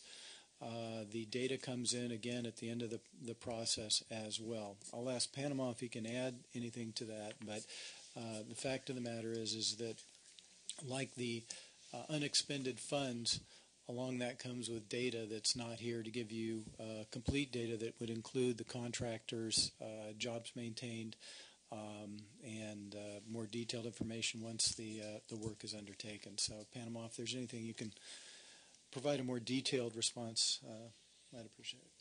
Yes, as the Executive Director mentioned, our jobs numbers that we report to the Department of Energy reflect the direct jobs from our contractors. Many of our contracts with organizations such as ABAG or SMUD or LA County are contracts to encourage retrofit activity to be happening in the private sector, not in the public sector at the local level. And so the job numbers that we're reporting are not reflecting that growth at this point in the private sector, although we will be having our EM&V efforts tracking that. At this point, our most recent report shows a job creation of about 305 jobs directly for our contractors. As the Executive Director mentioned, as well as the Auditor, we've been in a period of startup for this program, and so what we're expecting to be seeing in the third and the fourth quarter of this program is significant amount of expenditure as well as jobs. And for an example, at this point, the program has performed over 8,700 audits, but we've only retrofitted about 1,400 homes at this point. So we're going to be seeing significant more homes actually retrofitted over the next few months. Currently, there's about $35 million of construction underway at this point that we're going to expect to be able to see the job numbers come out of that. Just for a reference point, Senator, of those 1,400 homes that we retrofitted so far in California, in the first year of the California Solar Initiative, they had about 900 homes that they were able to perform retrofits on. So when this program rolled out, Energy Upgrade California, in March of this year, we've already vastly exceeded that and expect significantly more coming in the third and fourth quarters of this year and the jobs that will come with that. Did in your ramp up and your start and ramp up, did you encounter the same Davis-Bacon issues that CSD had? Was that part of it? Absolutely, Senator. Although we saw that most significantly in our contracts with our public entities, our contracts with local governments, school districts and the like. On our residential programs, there's less so because the federal requirements will not be requiring Davis-Bacon on the residential, but on our commercial buildings as well as on our public buildings, absolutely. It was a learning process for, I think, the federal government as well as the state government and all of our contractors. And in those jobs numbers that you referenced a minute ago, how many of those, if any, are Conservation Corps? We have trained over 116 Conservation Corps members to be doing energy audit work in grocery stores across California. Looking at refrigeration units and the opportunities to retrofit those refrigeration units. So it's 116 of the 300 or so? Of the 300 or so. What was the number you mentioned earlier? So the 116, Senator, was the amount of Conservation Corps members that we have trained. Those are already employed by the California Conservation Corps. Are they part of the 305 or no, they're separate not. and apart? They're separate and apart. Okay, that's what I was getting at. Okay, let me actually take a moment to read something out of the U.S. Department of Energy and their Inspector General audit report.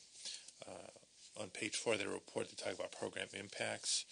Spending delays and control deficiencies may impact California's ability to meet their State Energy Program Recovery Act goals, although California estimated that $193 million of Recovery Act investment would result in estimated annual energy savings of 2.7 BTUs.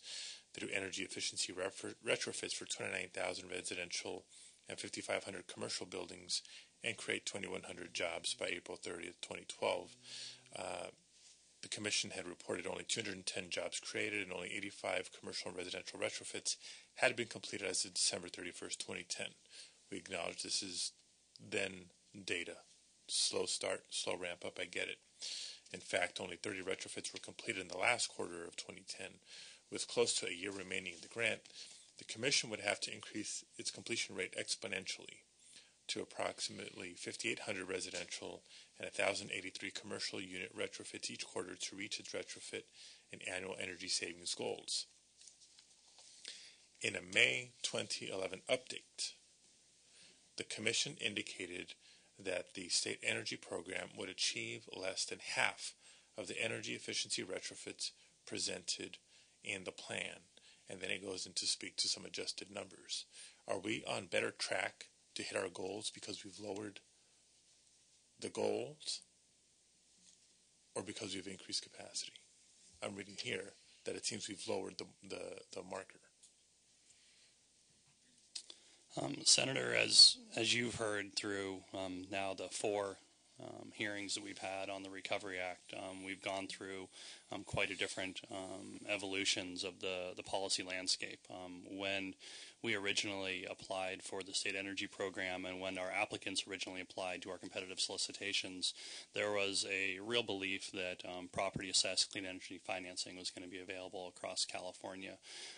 Many of our contractors based their submissions to us off of that availability of financing, and what we're finding now across California, perhaps not shockingly, is that you can be training a lot of people, you can be offering a lot of rebates, and but if folks do not have the financing available for their homes, it's a harder sell for them. And so we are all in California at the state and the local level dealing with some of the challenges of lack of PACE and other financing options moving forward. We're expecting to be making up for some of these losses in energy savings and some of these reallocations. For example, in the SMUD territory, because of this exact finding, we have been reallocating some of the funds from the single family more towards the multifamily, mostly moderate income, not low income, and we're looking at much greater energy saving opportunities in those buildings for a lower dollar amount than we would be getting out of the single family. And so we're definitely keeping our eye on the ball from not only spend rate but also energy savings, and looking for and as we identify reallocation opportunities, looking for those to maximize both job creation and energy savings. So we're now moving in the direction of having more middle-income people be the beneficiaries of lower energy bills as opposed to low-income people. Senator, that's what I conclude from your statement. Tell me if I'm wrong. Many of our programs are very heavily focused on moderate income individuals. The department, CSD, that testified right before us, has a long history of working with low-income individuals. And so as we were looking at opportunities for what areas would not be covered from the Recovery Act and seeing the massive outlay of funds through CSD, we really looked to identify moderate income and slightly higher than moderate income as a target area for our residential programs. Okay. Mr. Oglesby, I made reference earlier to one of the first hearings on this topic being not after the Recovery Act was voted upon by Congress and signed by the President, but in fact before then when it was first being crafted. I won't reopen the issue of how much of the legislative input was given to the former governor, the former administration's application. It is what it is. You mentioned a couple of minutes ago the value in getting some fresh eyes on all of this. I consider you part of the fresh eyes on all this. You've been here for 6 weeks. What would you do differently, knowing what we know today, in terms of how we've structured the overall plan?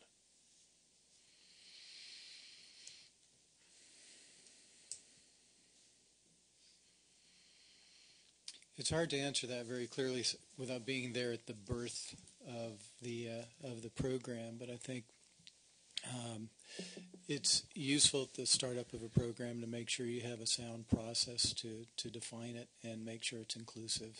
And and that the proper consultation with the legislature, legislative stakeholders, and others are part of the process. I don't know to what degree that took place under the previous administration. I think that going forward and where I am now, coming to the situation,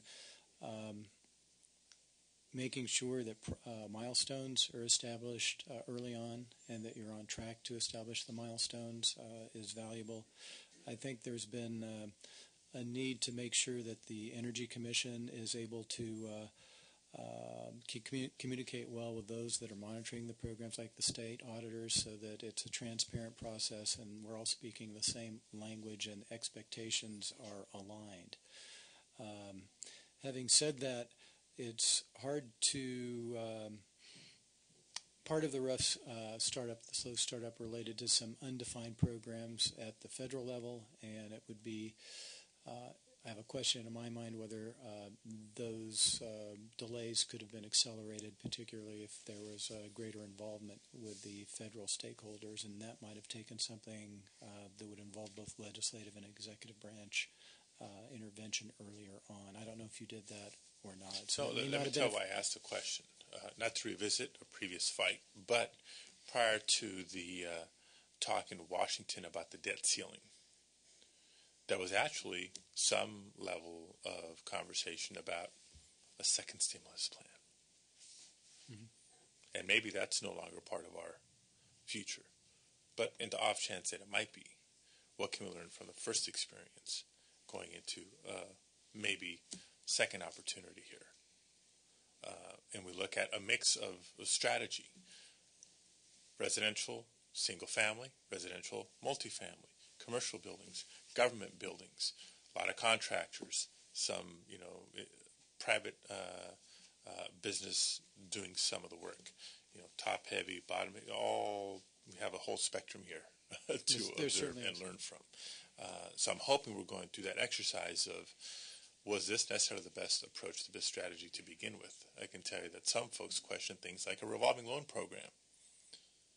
Yes, it might lead towards a longer life for a set amount of dollars, but a revolving loan program is exactly that versus outright grants to get some more of the work done. Lower interest rate, 0% interest, etc. So we can and at some point should have all these conversations. That's what I was getting at. Understood, and I've certainly noticed the administrative burden and challenges of various types of projects relative to others, and I think the loan program is just one example of many of complexity versus efficiency, moving things out, and that it's useful to look at the end of the day what bang for the buck you're getting for these programs. Well, and one of the things I've struggled to emphasize is the California Energy Commission has multiple sources of funding. Recovery Act dollars, for me, are unique in the sense that not only are they federal dollars, but specifically aimed at being moved quickly to get people back to work more quickly, and not to be invested in, well, if we set this up, then in 5-10 years we're going to have, Recovery Act dollars.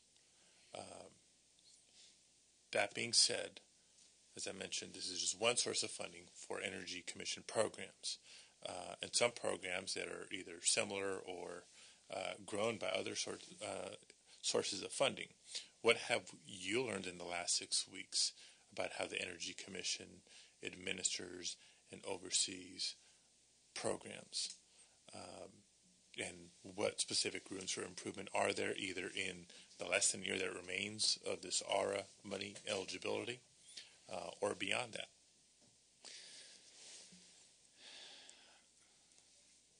Certainly, the Energy Commission employees has administered funding programs for various purposes for a great deal of time. And one of the things that struck me coming to the Energy Commission is that the process for getting the money out the door is very protracted, and that when it takes so long to get the money to the beneficiaries of the funds and receive its intent, you basically dilute the impact of that.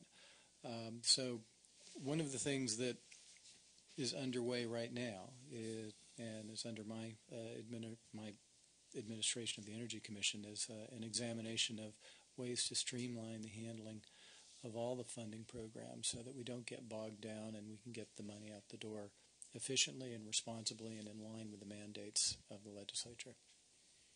Okay. Ms. Howell, this isn't your first look at how the Energy Commission administers and handles programs and dollars. Any structural observations, ARRA or non-ARRA, that we should be emphasizing? Well, I'm not sure about structural observations, but I think our observations today are similar to observations, unfortunately, we made a year and a half ago, where we tried to raise the concern about how these various programs were going to be rolled out, that certain guidelines needed to happen, and there was going to be a certain amount of lead time necessary for the programs to get up and running, and we were hoping that our December 09 report would have raised that, elevated that sense of urgency. But unfortunately, from our perspective, we don't think that happened. Because when you're looking at this table and you're seeing $183 million unspent and you have 9 months to get these programs rolled out, and some of the discussion, I haven't had a chance to look at the letter, I briefly looked at the letter we received today, and some of my concern with it is we're not seeing specifics. So when we comment about not seeing a plan, some of the questions you were asking about, if there are poor performers, what are you going to do? We don't have a lot of time to decide to shift from one program, one type of provider to another, or pull money out of one program and put it into another. Particularly if you look, the majority of these programs are not really spending money very quickly. I mean, most of them are 80+% funds unspent. And so we would have expected to have seen a plan by now.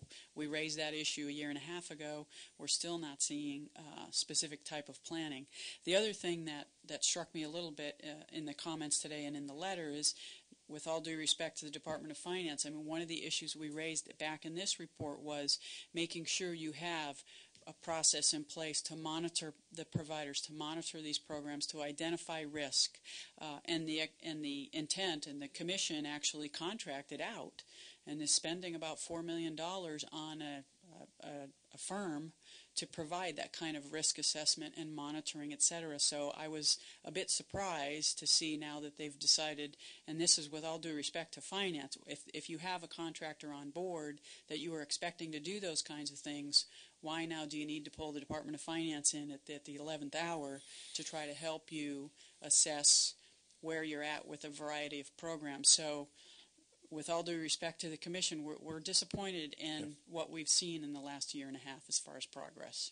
And I don't want to put words in your mouth, but part of what I read in between the lines here is you also questioning, or at least scratching your head on some of the program choices and structures.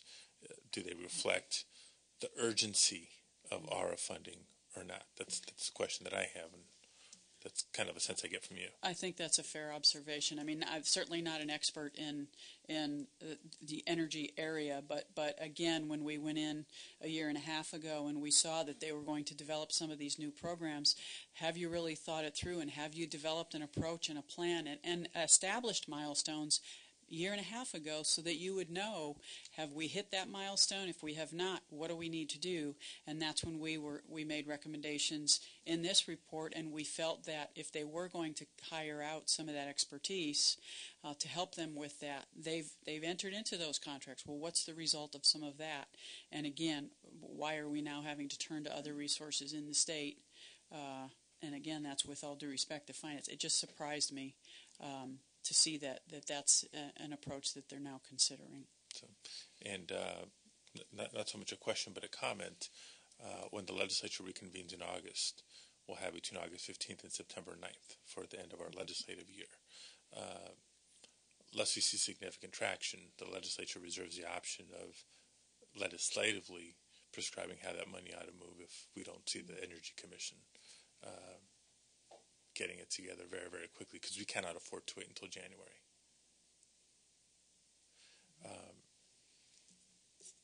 Mr. Oglesby, I know you've only been here for 6 weeks, but the vast, vast majority of the people working under you have been here for years. I need to make that point.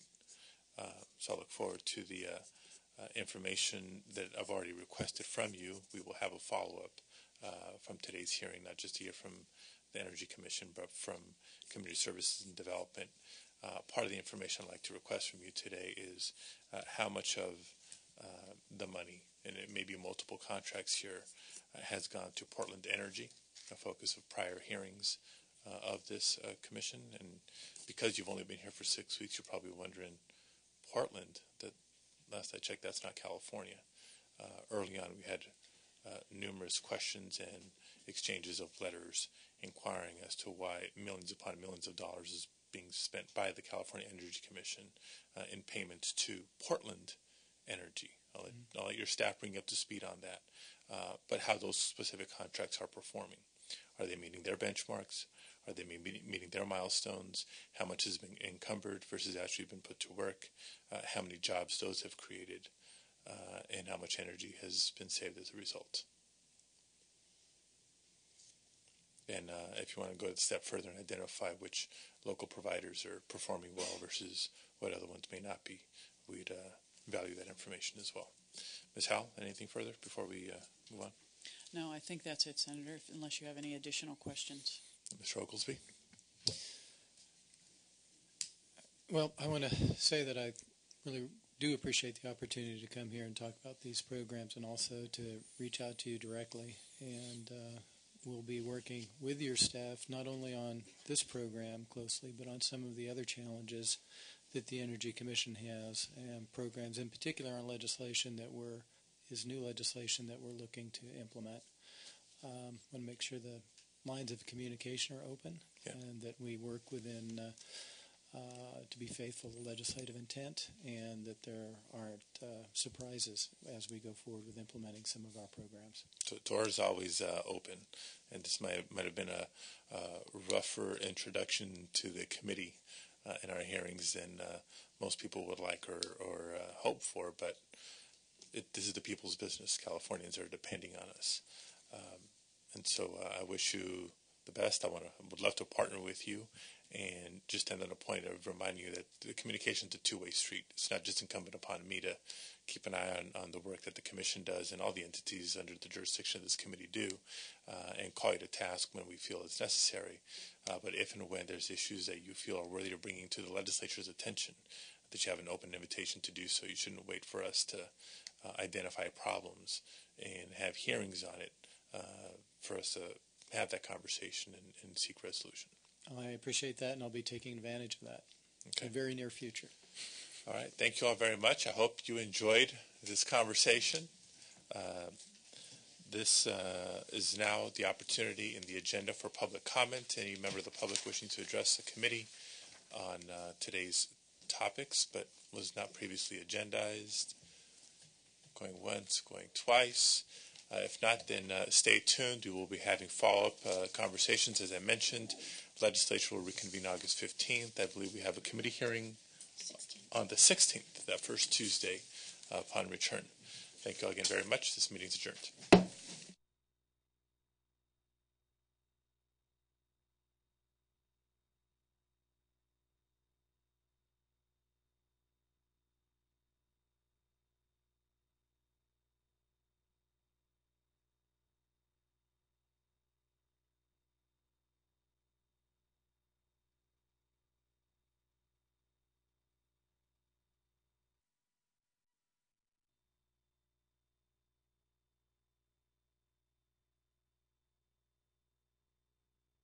The fourth in a series of hearings concerning the allocation and administration of ARRA funding for energy efficiency here in the state of California.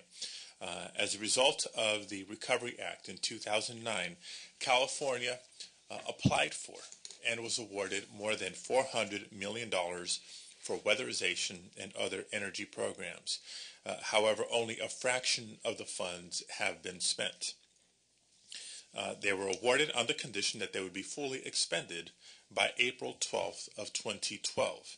And at this point, as our state auditor has pointed out, that is at minimum in question, in the eyes of many, in doubt. I repeat, this isn't the first time we've had this conversation. This isn't the second time we've had this conversation. In fact, as it pertains to how we are implementing ARRA dollars in California, this is our fourth hearing about this. And if anybody out there senses some frustration in the tone of my voice, know that it's not just because this is our fourth conversation about this. It also parallels conversations that we've had regarding our energy efficiency program, effectiveness and efficiency overall, in many cases in the context of our public goods charge conversation. That's probably one of the more significant policy questions that this committee has undertaken in the last couple of years. So here we are at nearly the 11th hour with millions of dollars in federal funds at risk, and most importantly, hundreds of job opportunities that are at risk. The stimuli effect that we had hoped for 2 years ago has yet to materialize. Unemployment is still at staggering levels both across the nation, especially here in California, with some California counties well above 2-3 times the national unemployment rates. And yet we have programs that have been intended to address the very issue of unemployment, and they're being held up by bureaucracy.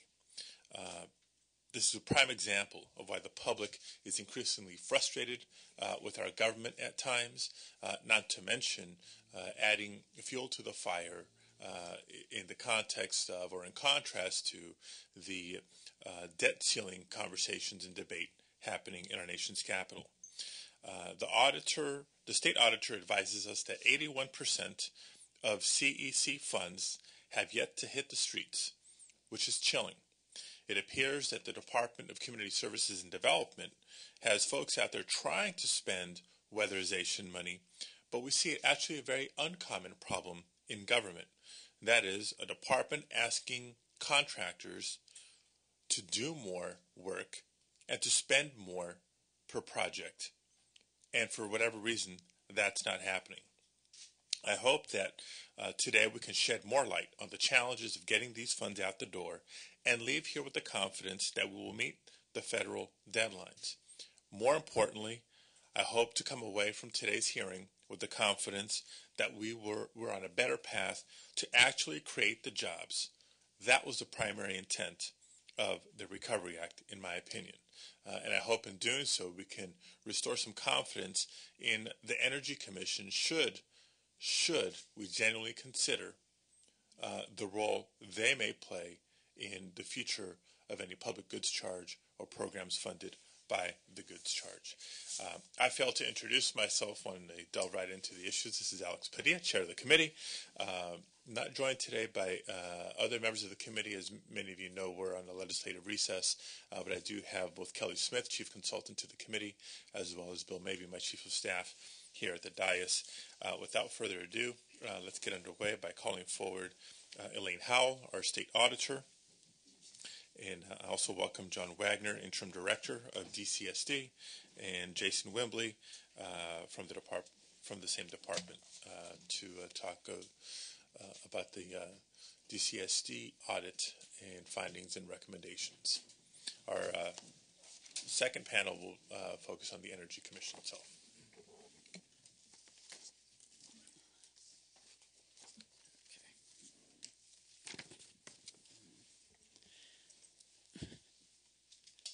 Thank you, Senator. For the record, my name's Elaine Howell. I'm the California State Auditor.